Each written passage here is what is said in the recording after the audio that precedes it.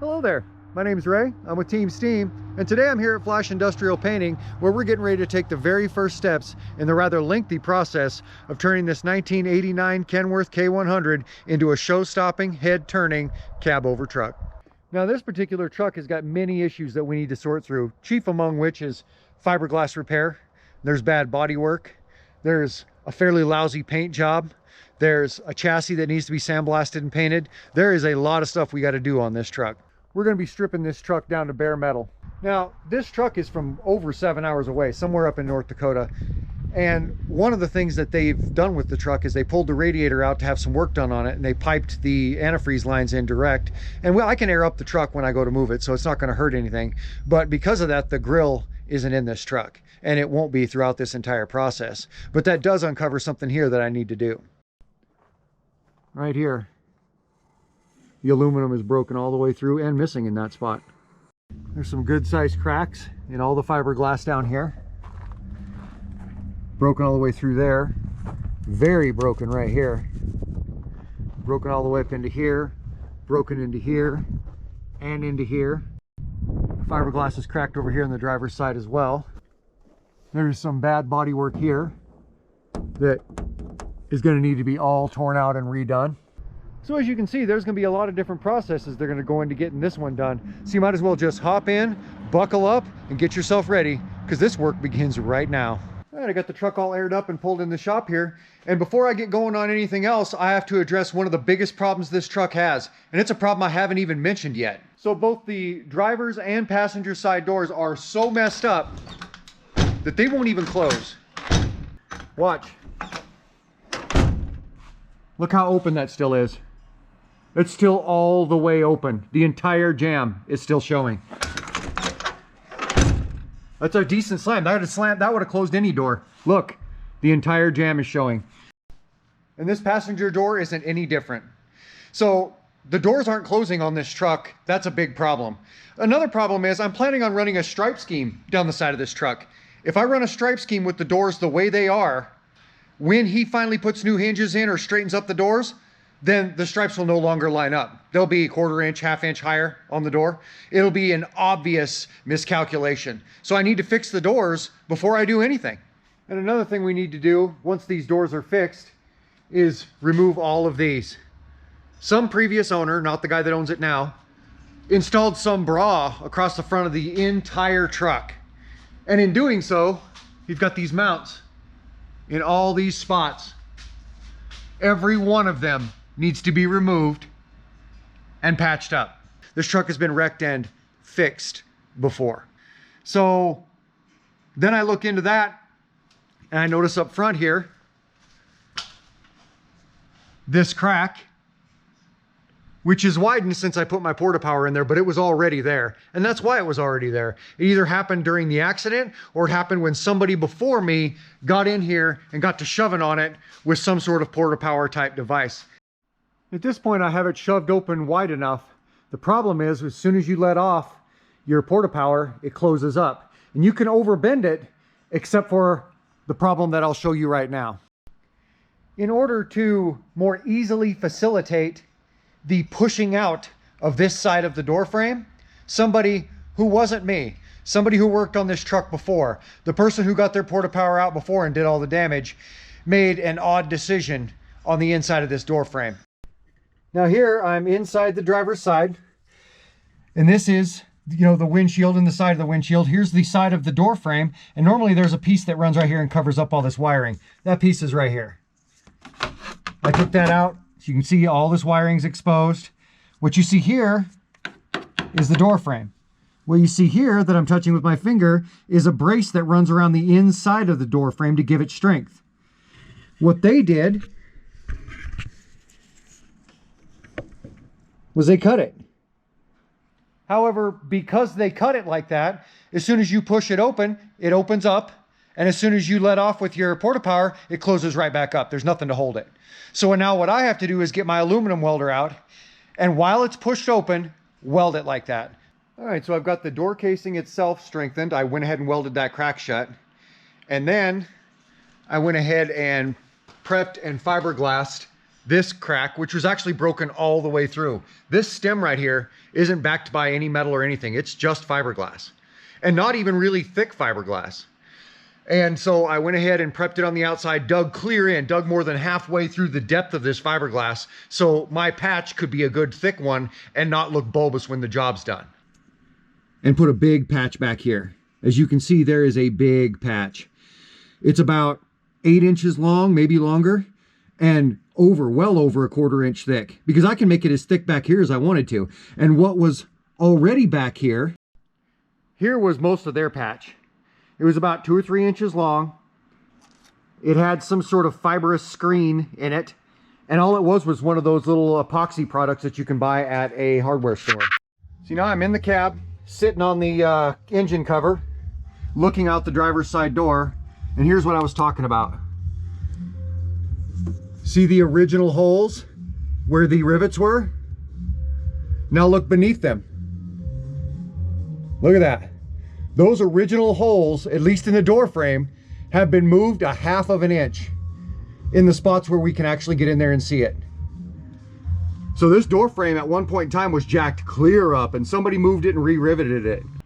And now for the moment of truth. The gap is the same all the way around the door.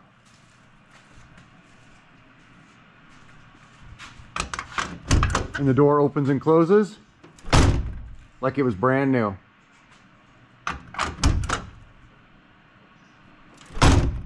Hardly pushing on it at all. And now that the driver's side's all fixed up and buttoned up and put back together, I'm on the passenger side here, and as you can see, we have this rusty original hinge.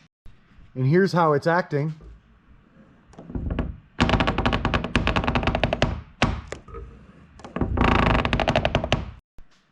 So it's bone dry and basically wallowed out. It's kind of affected the dimensions of the door inside of the doorway. I don't think this side of the truck was wrecked very bad, if at all, but the door isn't fitting right in the doorway because of the slackness of this hinge. The owner included a brand new hinge. It's in a box in the sleeper. I'll be getting it out, and we'll be installing that here next. Okay, I got the new hinge installed. I've got everything adjusted, everything tightened up. Let's close the door and have a look. Okay, we're not going to slam it. We're going to close it normally. Just barely touching it. I'm not pushing on it hard at all.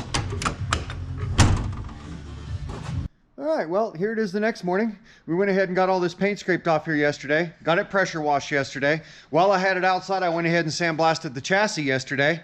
Now I got it pulled inside. It's all warmed up. It's the next morning, and we're going to go ahead and undertake the next set of steps. And the next set of steps is going to involve going ahead and getting this truck masked up all the way. Now, the owner of this truck got a hold of me the other day, and the conversation we had is going to result in quite a few changes to the procedure. What we're going to end up doing is pulling these horns, pulling all these lights, and sealing everything up. We're going to shave the top of the cab entirely. When this truck's done, it's not going to have horns or these lights anymore. And here we just about have everything masked up. I've got all the horns and the lights all stripped off the top, the antenna stripped off the top. And now at this point, I'm going to remove all these nutserts, kind of wallow out these holes, dish them in a little bit so I can make a fiberglass repair over all of these holes where the horns were, where the lights were. I'm going to remove that extensive set of brackets and do the same thing with all of those holes. I'm going to dish them out a little bit, fill them all with fiberglass so they can all be ground flat and have body work done over them. And there's those brackets after they've been removed.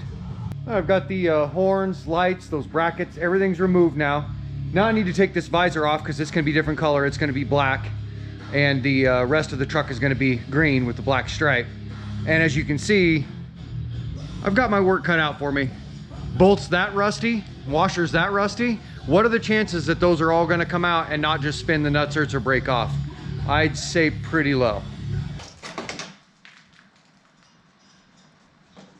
Well, much as I suspected, every single one of these bolts involved with this visor went ahead and either spun the nutserts or broke off. So now I need to get all these nutserts removed, every one of them that involved the visor, and get them replaced. All right, now I've gotten back up under here and gotten all this fiberglass repair prepped, and I'll show you what that process and result looks like. Okay, we're going up under here. I already have a light up under there so you can see a little bit better. As you can see, There's that crack. I prepped all the way around it. This crack, I prepped all the way around it. And then all of this break, I prepped all the way around it. And now to go up top and finish prepping the other 600 holes that all need to be filled with fiberglass. And here I've taken 24 grit on a 2-inch roll-lock disc, just on a cordless drill. And I've prepped all these holes. This is where that bracket was that I took off. I'm standing on top of the sleeper. And all of those holes got prepped, where we shaved the horns and all of the lights, the antenna, everything. Okay, so now I've got this all taped up to hold it in place right where I want it. I've got the ladder pressed up against it tight on purpose because this was sticking out a little bit, about 1/8 of an inch or so that didn't need to be. And rather than trying to find a way to tape it back, I just stuck the ladder up against it to where now it's good and straight. And over here, very close by, I set up a station, a couple of sawhorses and just a big used piece of board. And I've got all my small ones cut. There's going to be minimum 45 of them, but I have over 50 of them cut to go on all those holes up there, all those little holes. And then for some of these bigger holes, like you see right there, I've got a few bigger ones cut. And then I've got all my other fiberglass sitting here, so I can go ahead and do that good sized repair right there as well. Okay, and now one of the next things we're working on is, you can see all these cracks, and they're everywhere. It might be tough to see them in the video, but this is just covered in them. Just almost every centimeter has a crack, and then there's big cracks all everywhere along the way. Look at them over across the top of the hood here, or the roof here, and they run all the way across the top like that. They're down here below. This is covered in them. See all those little cracks? The entire sleeper cap looks just like that. And as you can see, I've got all my repairs made all the way across, up here. And so we're going to get this entire thing sanded down, and then we're going to fill all these little cracks, all 85 million of them, with glazing. All right, and here's those repairs the next day. As you can see, everything's all repaired now. Tape's been removed. The repair on the backside of this has been made. The backside of this has been made. The repair on the backside of this has been made, and this has been rebuilt from where it was all torn loose. And the boys are getting it all sanded. As you can see right here, from here over hasn't been sanded yet, and from here over has. And they're getting those black stripes knocked down enough to where I can put wet sanding primer on them. Now I'm over here on the driver's side, and as you can see, these are completely stock rivets. These are the originals. These are Huck rivets. These are not. None of these are original. And as you can see, somebody cut all these rivets off, all those rivets off, and all of those rivets off. I'm gonna have to go ahead and remove all of the rivets that they removed, swipe all of this bodywork off of here, get this all cleaned up, see what we've got, redo the bodywork to a sufficient level, and then re-rivet it. Okay, the boys are just finishing up the prep, getting it sanded and scratched. Everything's all ready to go for me to begin doing bodywork and getting this thing in some wet sanding primer. On this side, you can see we've prepped all of these holes where all of those catches were installed for the winter cover that was over the front of this thing. I don't know why they put such a giant cover on here, and it wasn't this owner, it was a previous owner, but it caused a lot of trouble. Anyway, I'm going to dig this bodywork out of here. I've removed all of these rivets, and as you can see, I've dug down probably a 1/4 inch right there, and I still haven't hit metal yet. That's how far out those rivets were, and that's why these were all cracked up, because they put rivets on the outside of a 1/4 inch of bodywork. So I have to dig all of this out of here and see what we got. All right, now I've got all of that bodywork removed off of here, and as you can see, it's all on the floor. You can see it's built up about a 1/2 inch right there on top of these batteries, and it's all over the floor. It's at least a 1/4 inch on the floor. Now all that's on the floor, I'm going to put a couple of strategically placed rivets in it, because as you can see, it's it's hard to get a bead for exactly what needs to happen here when this is a 1/4 inch out from where it needs to be. So I need to go ahead and rivet this down in a few spots and then kind of assess where the bodywork actually needs to go. And here's these doors with those little fiberglass patches in place. They're good and cured out now. Put another layer on the outside here. Went ahead and patched this up from the outside and this one up from the outside. Put little patches across all these. Some of these spots were just badly corroded, and a lot of these ones down here you can't get to the back side of. There's a big piece of steel back here. So a lot of them I just ground out and beat in with a shrinking hammer and covered them up. After prepping them, after digging them out with a burr. Now I need to get this welded. This welded. All right, I've gone ahead and taken my aluminum welder here and I welded these cracks closed here and here. Now I'm going to grind them flat so the grill will go ahead and mount nice and flat like it needs to. And now here's this one ground down. Here's this one ground down. All right, I've reached the point now where I've just got a little bit of glazing left to do, and other than that I'm ready to wet sand prime. And this is the driver's side. As you can see, I fixed a few dents in it, and then this rather large bunch of garbage that was here, I did what the previous bodywork technician didn't do, which is I did all my metal work first. I used a shrinking hammer, got everything down to where it should be, and where they had 3/8 of an inch or thicker bodywork that came back about 12 to 18 inches, I've got at the deepest point maybe 1/8 of an inch. This is basically a skim coat because I took the time to do all my metal work first.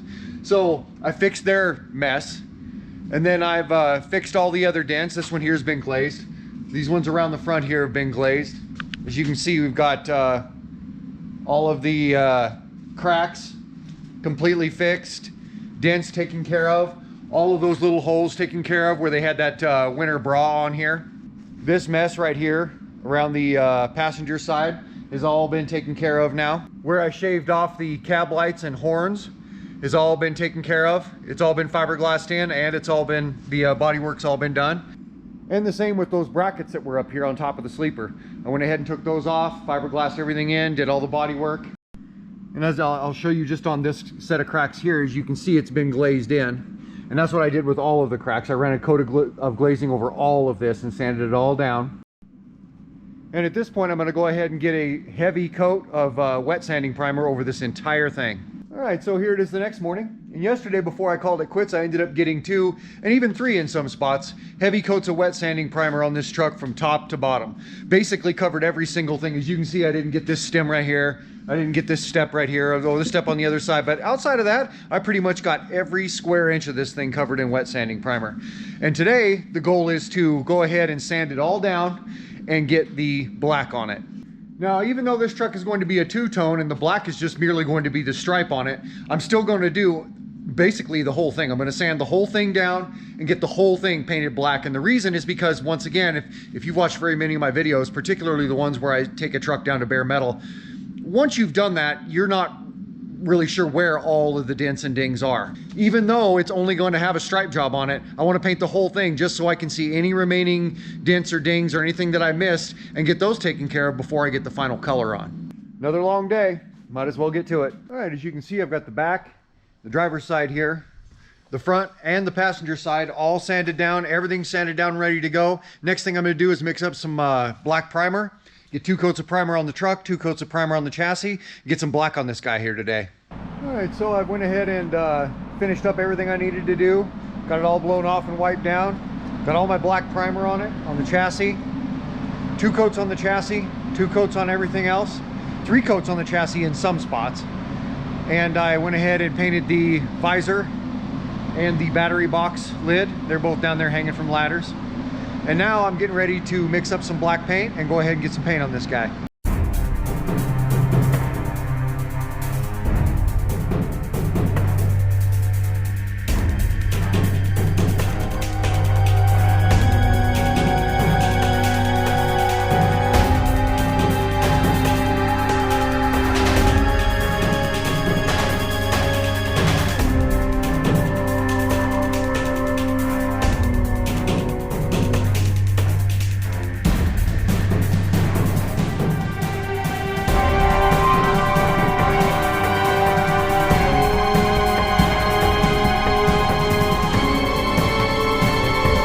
right, so here it is the next morning.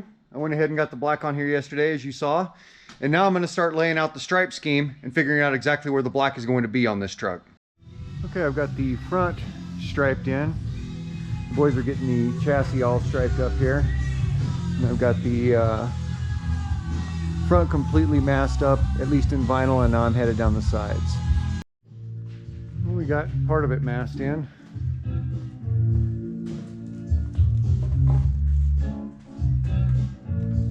And I've got my masking run all the way across the top and down on the corner of the other side, so I can now finish coming around all the way down here, do the rest of the design. All right, we've got the driver's side done, most of the back done.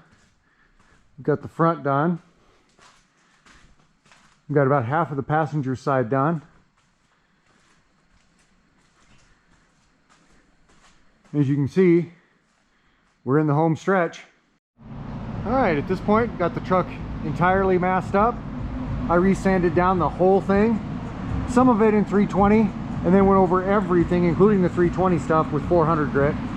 Sanded the entire truck back down. And now I'm ready to get some primer on it. All right, I got this guy all primed up. It's had some time to sit and cure. Now we're gonna go ahead and get some paint on it.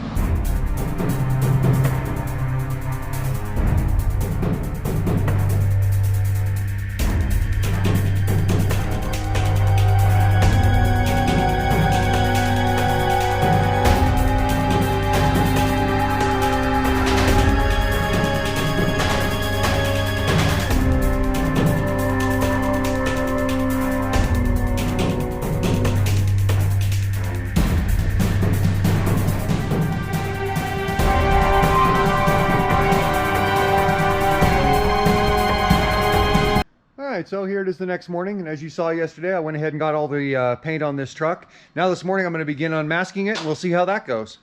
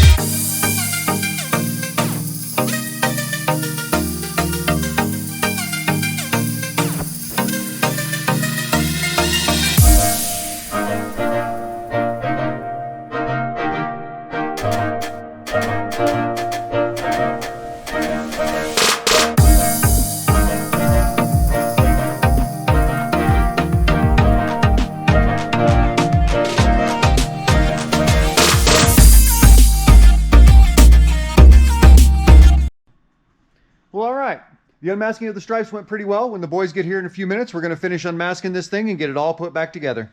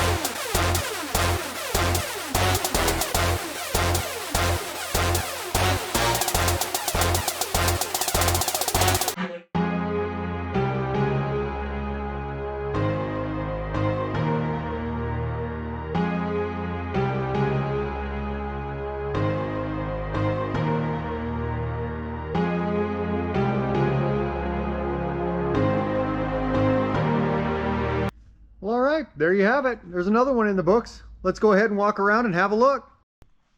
All right, so this is a 1989 Kenworth Aerodyne cab over. And when it showed up, it had a whole lot wrong with it. Here's how it looked when it first showed up.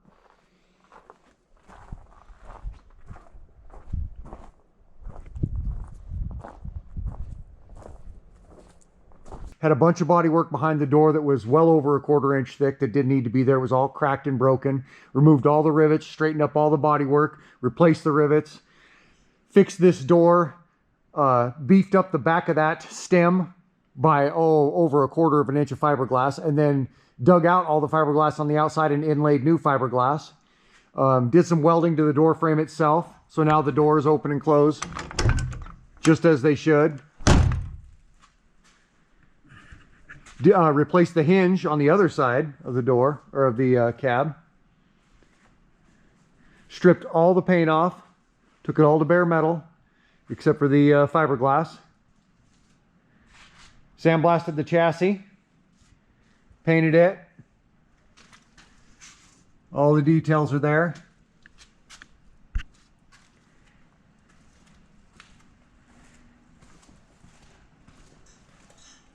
Double and triple primed in some spots, double coated,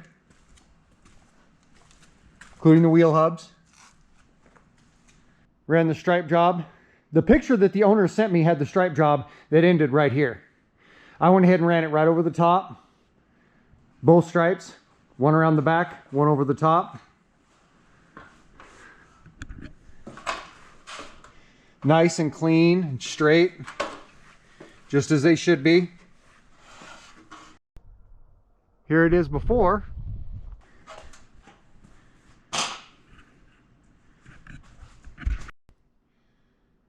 Took all the cracks out of the roof, and this roof was nothing but cracks. It was just solid cracks. Thousands and tens of thousands and hundreds of thousands of cracks.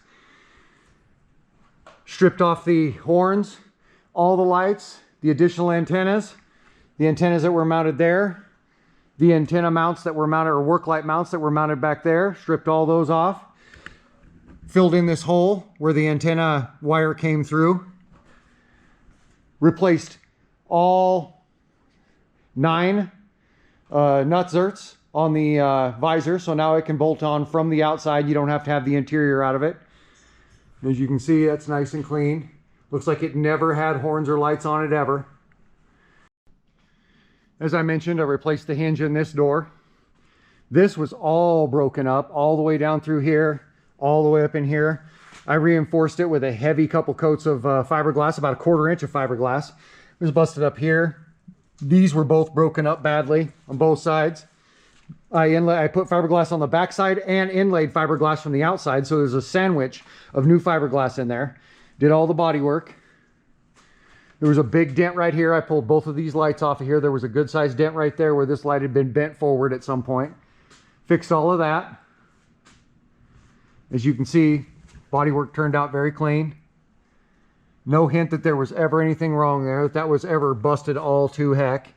Now, the reason that you don't get to see this truck as complete as it could be is because it showed up just like this. It showed up without the air cleaner, without the exhaust, without the grill, without the front bumper, without even any of the brackets that hold on the air tanks or the fuel tanks, or even the fuel tanks themselves. None of that's on this truck because this guy wanted this truck thoroughly done.